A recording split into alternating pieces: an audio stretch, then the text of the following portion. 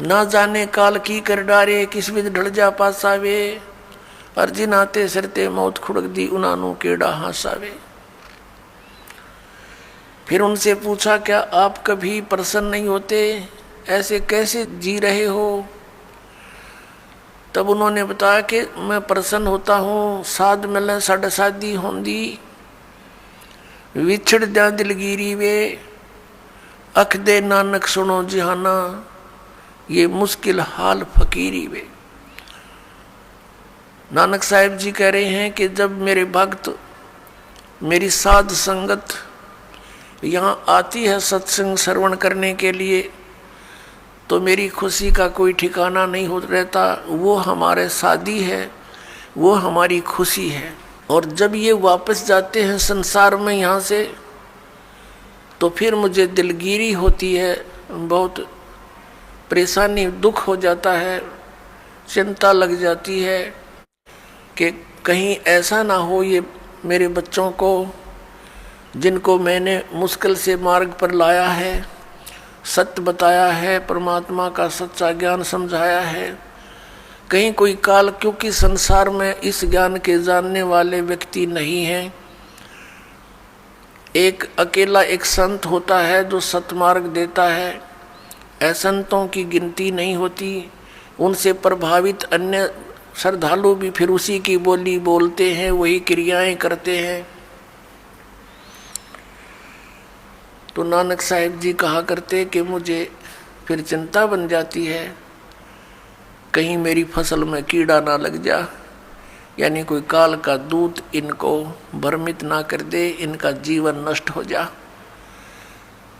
कहते हैं साध मिले साढ़ा शादी होंदी, जब ये वापस आते हैं एज इट इज, तो मेरी खुशी का ठिकाना नहीं रहता कि परमात्मा की दया से अभी ये बचे हुए हैं। और विछड़ जा दिलगिरी वे, जब ये यहाँ से जाते हैं तब मुझे बड़ी परेशानी होती है, मुझे चिंता बन जाती है। क्यों बन जाती है? अख दे नानक सुनो जिहाना, मुश्किल हाल फकीरी वे। फकीरी में भक्ति, फकीर का अर्थ होता है सभी बुराइयों से हटकर सबका परित्याग करके भक्ति करे। तो जैसे भी बुराइयां कुरीतियां संतों ने हटाने की चेष्टा की, तो अन्य समाज ने उसको लगाने की चेष्टा की। तो जिस कारण से भक्त और संसार के अंदर सदा से ही विरोध बना रहा, क्योंकि संसार की जो रीतियां रिवाज हैं वो काल प्रेरित है, वो यही रहने की है। और संतों की मर्यादा इस काल की मर्यादाओं से हटकर है, वो भक्ति बाधक है।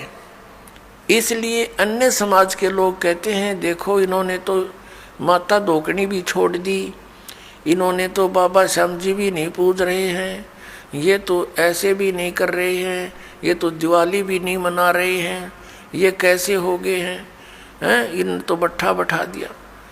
एक भक्त बतावा था, कहने लगा जी आज 10 वर्ष हो गए हमने कोई त्यौहार नहीं मना लिया।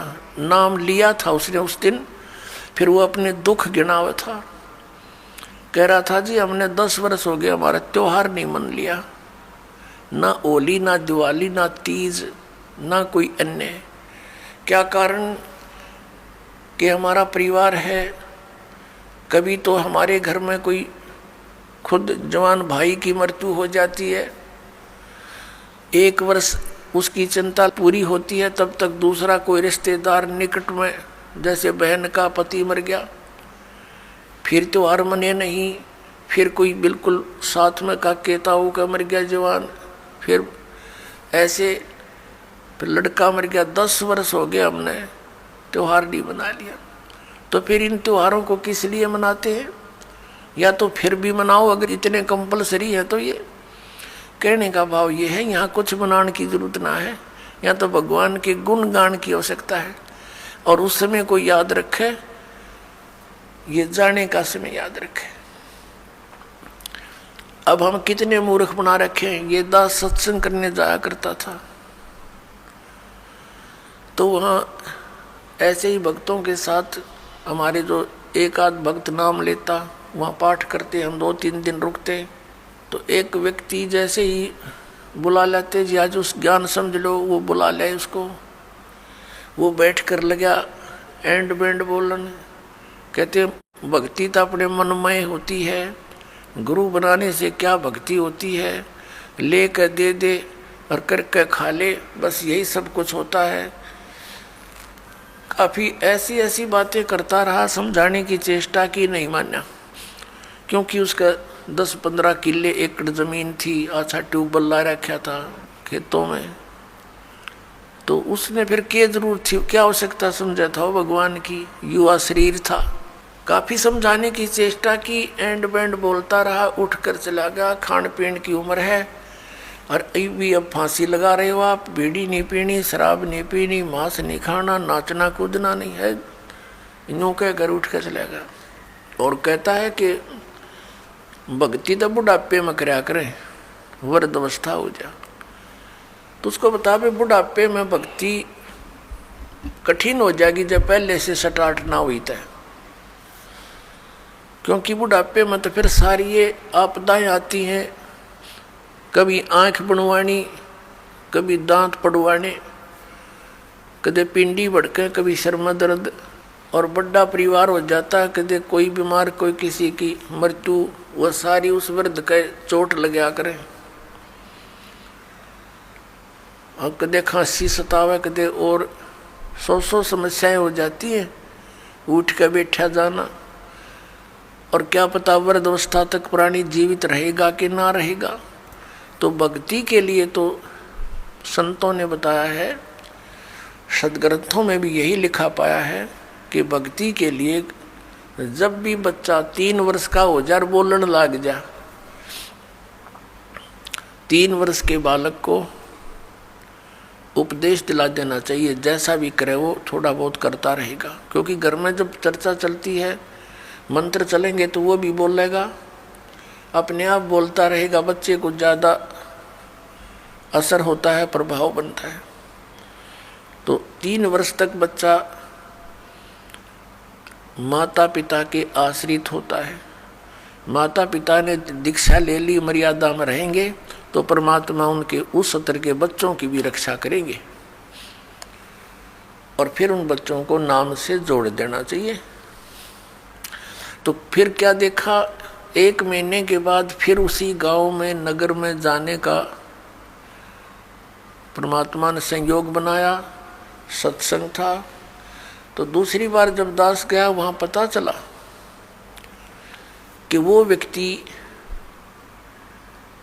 जो यहाँ वाद विवाद करे था, वो उसकी मृत्यु होगी। और मृत्यु भी कैसे होगी, कैसे हुई, बड़ी दर्दनाक तरीके थे। उसका अपना एक कुआं था, इस साइड की बात है, बाडड़ा साइड की, हरियाणा की। उसका अपना एक कुआं था, उस कुएं में नीचे जल था, कुएं में से वो ट्यूबवेल चलाते हैं, तो सारा दिन ट्यूबवेल चलाया, पानी कुछ नीचे चला जाता है, वो पानी नीचे चला गया कुएं का। और वो स्नान करने के लिए वो क्या करता था, उस कुएं में ही उसने नीचे पत्थर की पैड़ी सी लगा रखी थी, उन पर बैठकर स्नान करता था। जब कुएं का पानी भरा होता था तो वो ऊपर की पैड़ियों पर बैठकर वहीं नहा लेता था।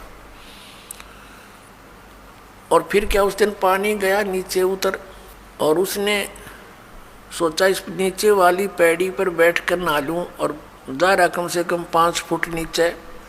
उसने ध्यान किया नहीं, वो नीचे जाया तो उस पैड़ी पर काई लगी हुई थी, पैर फिसल गया और कुएं में गिर गया।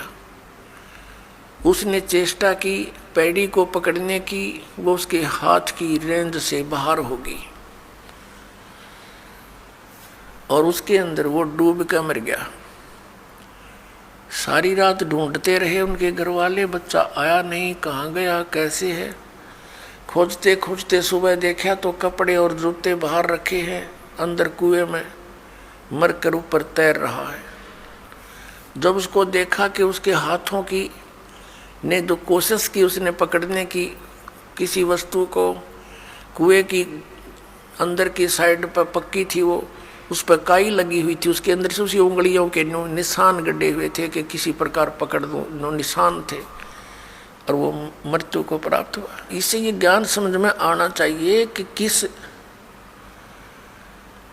आधार से हम इतने फूले फिरे हैं और क्या बकवाद गढ़ते हैं।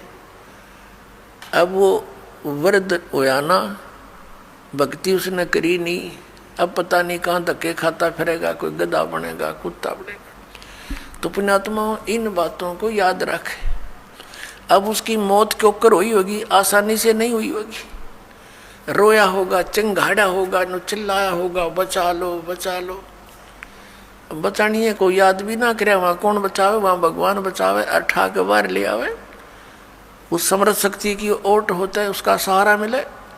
प्रहलाद बचाया, ध्रुव बचाया, मीराबाई बचाई, कितने प्रमाण देख लो जो अब लाखों की संख्या में यहाँ बचा रहे हैं भगवान। तो हमने परमात्मा की शरण अति शीघ्र ग्रहण करनी चाहिए। तो यहाँ भगवान ने हमें बताया है, परमेश्वर ने हमें याद दिलाया है कि झूठे सुख को सुख कहे ये मान रहा मनमोद, ये सकल चबीना काल का, और कुछ मुख में कुछ गोद। राम नाम कड़ुआ लगे, राम नाम कड़ुआ लगे, मीठे लगे दाम, दुविधा में दोनों गए, हे माया मिली ना राम।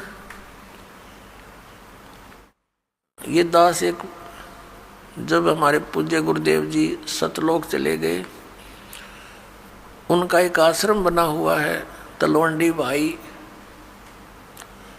जिला फिरोजपुर के अंदर। तलवंडी भाई बोलते हैं उसको। छोटा सा कस्बा मंडी है, वहाँ आश्रम, और भी कई आश्रम हैं। बोगा के अंदर एक, खन्ना में भी था, एक नजफगढ़ के अंदर थे उनका आश्रम। तो तलवंडी भाई के अंदर उनके शिष्य बने हुए थे। तो वहाँ ये दास जाता था सेकंड संडे को सत्संग करने के लिए। उन्हीं की प्रार्थना पर कि एक सत्संग यहाँ कर जाया करो, गुरुदेव चले गए हैं। तो वहाँ उनका कोई रिलेटिव आया हुआ था, किसी वृद्धा की मृत्यु पर शोक व्यक्त कर, बुढ़िया मर गई थी कोई। वो शुक्र को आए थे, शनिवार को जाने की तैयारी कर रहे थे 12-1 बजे सी। तब उन्होंने कहा कि आप सत्संग सुनकर जाना। जो हमारे गुरुदेव के शिष्य थे, वहाँ सेठ थे, लाला जी थे। कल सत्संग होगा 9 बजे, गर्मियों के दिन थे कि कल 9 बजे ही सत्संग शुरू होगा, 11 बजे तक सत्संग होता है, सत्संग सुनकर फिर जाना। कहने लगा मैंने बहुत सत्संग सुने हैं, गुरु भी बना रखे है, ऐसी कोई बात नहीं। उन्होंने कहा आपने सत्संग भी सुन रखे होंगे, गुरु भी बना रखे होंगे, लेकिन ये सत्संग उनसे भिन्न है, इसलिए हम प्रार्थना करते हैं। वो कहने लगा नहीं, मुझे बहुत आवश्यक कार्य है, कल संडे को एक पार्टी आवेगी, उसके साथ मेरा एग्रीमेंट होएगा, और एक मुझे उसमें लगभग 5 लाख रुपए का बेनिफिट है, तो इसलिए मेरा जाना कंपलसरी है। उन्होंने कहा कोई बात नहीं, संडे को 1-2 बजे आते होंगे। हाँ, 1-2 बजे आएंगे। तो आप सुबह निकल जाना, 12 बजे चलोगे तो 3 बजे तक पहुंच जाओगे। 4 बजे चंडीगढ़ जाना था उसने। कहने का भाव उसने कतई नहीं मानी और चल पड़ा। पूरा परिवार था, यानी 4 सदस्य थे घर के, वो 2 पति पत्नी, 2 उनके बच्चे। अम्बाला के पास आकर के एक ट्रक खड़ा था बजरी से भरा हुआ, और उसके पिछले टायर निकाल रखे थे, जैक ला रखा था, और उसने तो 5 लाख दिखाई दे थे, अनुबंध एग्रीमेंट दिखा था और कुछ ना दिखा। पूरी स्पीड से जा रहा था, मारुति कार थी, उस ट्रक के नीचे घुस गए। प्रथम तो वो लागते मर लिए होंगे, रही खी कसर काट दी और जय कट गया, और पूरा लोडेड ट्रक उनके ऊपर पड़ गया। वहीं पर एट द सपोर्ट चारों मर गए। अब चाट ले उस 5 लाख नशर पैदर ले। अब परमात्मा कहते हैं जो काम करने का था उसके तो निकट भी नहीं आते, सारा दिन यही गोबर के बूंद की तरह इसने इकट्ठा करने पर लगे रहते और ये यहीं रह जाता है। तो यहाँ परमात्मा कहते हैं राम नाम कड़ुआ लागे मीठे लागे दाम, और दुविधा में दोनों गए ये माया मिली ना राम। इसलिए परमात्मा हमें याद दिलाते हैं मात पिता मिल जाएंगे 184 माँ, सतगुरु सेवा और बंदगी भाई फेर मिलन की ना। जिस परिवार को तू अपना जानकर और इसी के पालन पोषण में और इन्हीं की लोक लाज में भगवान से दूर रह रहा है भोले आत्मा, ये माता पिता तो तुझे अन्य शरीरों में भी मिल जाएंगे। कुत्ते के यहाँ जन्म होगा वहाँ माता पिता, गधे के घर जन्म होगा तेरा वहाँ माता पिता, पशु पक्षी बनेगा वहाँ माता पिता, और अन्य फिर मनुष्य जीवन भी प्राप्त होगा फिर भी माता पिता। माता पिता मिल जाएंगे 184 माँ, और सतगुरु सेवा और ये बंदगी ये भक्ति भाई फेर मिलन की ना। अब परमात्मा फिर कैसी गहरी चोट इस आत्मा का लगाते हैं ताकि या कुछ फड़फड़ी ले ले, कुछ जाग जा, कुछ असर हो जाए इसका कुछ। ये एंटीबायोटिक है, ये कैप्सूल समझो परमात्मा की वाणी जो आत्मा को झंझोड़ कर धर देगी। और इसके ऊपर जो तीनों गुणों का ये नशा बना हुआ है या भांग पी रखी है काल के इस झूठे सुख की, इस त्रिगुणमयी माया की, इसे मिलने वाले लाभ की, तो या उतरने लग जाएगी, कुछ कम हो जाएगी, इसका नशा उतरेगा आपको।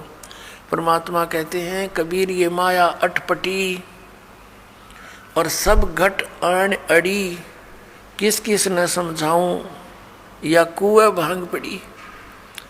आप इस सत्संग को छोड़कर अन्य सत्संग भी सुनते हो, उन सत्संगियों के व्यवहार भी देखते हो। नाम सत्संग का कर्म सारे वही जो आम जन साधारण किया करता है, इसलिए समाज में कुरीतियाँ ना घट करके बढ़ती ही चली गई।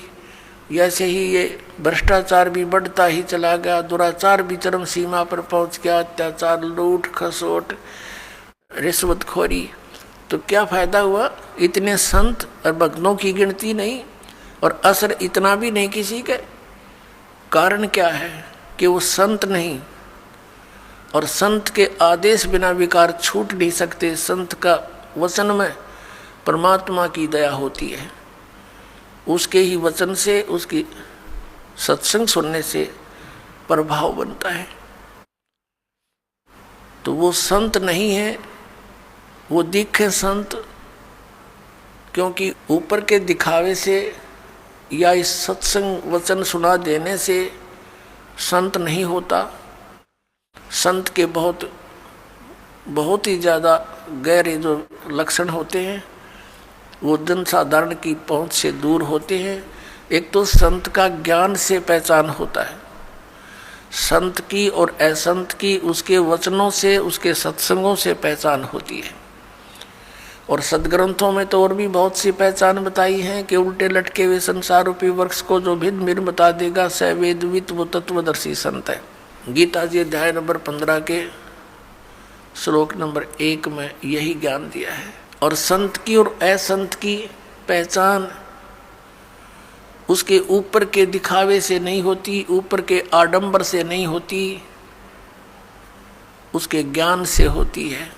और फिर समाधान के मंत्र से होती है।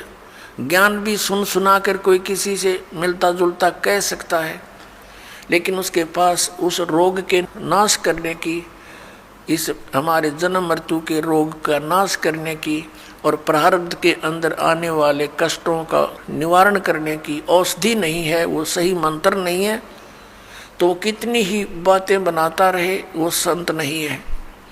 और किसी व्यक्ति ने इस दास से सुनकर और ये मंत्र लेकर तीनों और स्वयंभू संत बनकर इनको दान करने लग जाता है, देता है, तो वो डुप्लीकेट लाइसेंस बना रहा है, क्यों? वो अधिकारी नहीं है। वो गुरु की आज्ञा के बिना स्वयं ही नाम देता है तो वो निगुरा है और वो अधिकारी नहीं है, उससे उपदेश लिया हुआ भी व्यर्थ ही है। तो इन सब बातों से हमने सावधान रहना है।